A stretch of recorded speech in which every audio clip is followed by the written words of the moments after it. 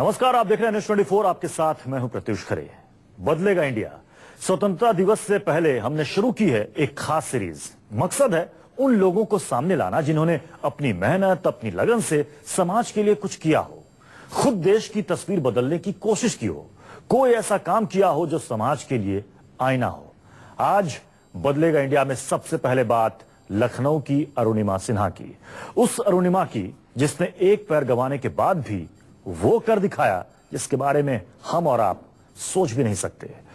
अरुणिमा के हौसले के सामने दुनिया की सबसे ऊंची चोटी माउंट एवरेस्ट भी झुक गई और अरुणिमा बन गई कृत्रिम पैर के सहारे माउंट एवरेस्ट फतह करने वाली पहली महिला।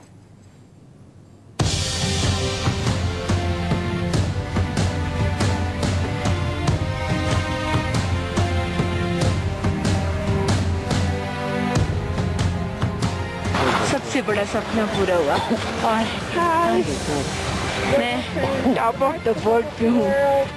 एवरेस्ट से भी बड़ा है अरुणिमा का हौसला, चट्टानों से भी ज्यादा मजबूत है अरुणिमा के इरादे।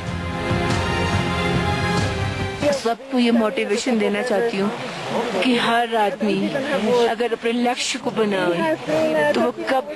चट्टानों से भी ज्यादा मजबूत है अरुणिमा के इरादे। सबको ये मोटिवेशन देना चाहती हूँ कि हर आदमी अगर अपने लक्ष्य को बनाए तो वो कभी नहीं हार माने और वो अपने टॉप को, अपने लक्ष्य को जरूर पाएगा। एवरेस्ट फतह करने की इससे पहले भी तस्वीरें सामने आई, लेकिन अरुणिमा सबसे खास है। अरुणिमा का जुनून ही है कि उन्होंने अपनी कमजोरी को अपनी ताकत बना दिया। जानते हैं कैसे? ये बताने से पहले दिखाते हैं अरुणिमा का वो अनदेखा सच। उत्तर प्रदेश के अंबेडकर नगर की रहने वाली अरुणिमा का बायां पैर नहीं, लेकिन अब उनकी यही कमजोरी सबसे बड़ी ताकत है। अरुणिमा की ये तस्वीरें आज पूरी दुनिया में देखी जा रही है।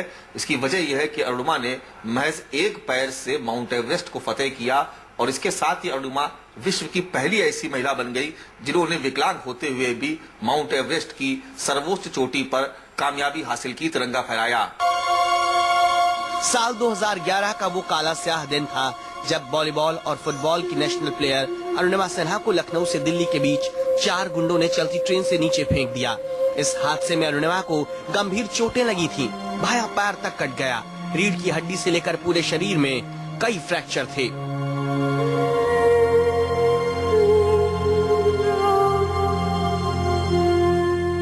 इस मामले में खूब जमकर सियासत हुई। यूपी सरकार ने कहा वो नेशनल प्लेयर नहीं, तो किसी ने कहा अरुणिमा खुद ट्रेन से कूद गई।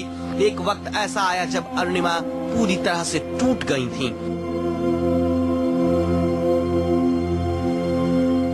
एक बैग उसका पैर कट जाए, शायद उन भावनाओं को मैं सही तरीके से व्यक्त नहीं कर पाऊंगी, लेकिन जो मनोदशा मेरी थी, पूरी तरीके से जिंदगी यही लग रहा था कि खत्म हो चुका, अब कुछ नहीं हो सकता। लेकिन एक सच्चा साहसी, सच्चा दिलेर इंसान भी वही है जो परिस्थितियों को अपने हक में लाने पर मजबूर कर दे। लेकिन इस बीच अरुणिमा के लिए हॉस्पिटल में मिली एक किताब प्रेरणा बन गई। किताब में दुनिया के सबसे ऊंचे माउंट एवरेस्ट का रूट छपा हुआ था।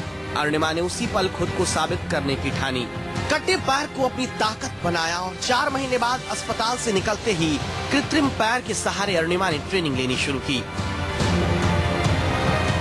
कभी स्थिति ये है कि मैं रोप में हूँ, बीच में हूँ, ना मैं नीचे आ सकती न ऊपर, और मेरा हिट किया, मेरा टो मेरा हील पे आ गया और हील मेरा टो पे आ गया था। मुझे तो सिर्फ और सिर्फ मेरा अपने गोल के प्रति जबरदस्त, उसी के प्रति मैं डिटरमाइंड थी। क्योंकि वो मुझे पता था मेरा पैर है, जैसा मैं चाहूंगी वैसा। मैंने कभी अपने आर्टिफिशियल पैर को कभी माना ही नहीं कि वो मेरा आर्टिफिशियल है। प्रोस्थेटिक लेग के सहारे 8 महीने के कड़े प्रशिक्षण और अपने हौसले के सहारे जब अरुणिमा ने माउंट एवरेस्ट की चढ़ाई शुरू की तो लोगों ने तमाम पत्तियां भी कसी, लेकिन इसके बावजूद अपने जज्बे के दम पर अरुणिमा कृत्रिम पैर के सहारे माउंट एवरेस्ट फतह करने वाली पहली महिला बन गयी। सबसे बड़ा सपना पूरा हुआ और मैं टॉप ऑफ द वर्ल्ड पे हूँ। अरुणिमा के इसी हौसले और हिम्मत की वजह से उन्हें पद्मश्री से भी नवाजा गया। अरुणिमा ने अपनी आत्मकथा भी लिखी है जिसका विमोचन प्रधानमंत्री नरेंद्र मोदी ने किया। अब अरुणिमा विकलांग लोगों के लिए काम कर रही हैं। अपनी कमाई से उन्हें एक खेल अकादमी और प्रोस्थेटिक लिम्ब रिसर्च सेंटर खोलने के लिए जमीन खरीदी है। अरुणिमा ने अपने हौसलों से ये साबित कर दिया, अगर किसी में जज्बा हो तो शारीरिक कमजोरी कोई मायने नहीं रखती। मानस श्रीवास्तव, लखनऊ, न्यूज़ 24।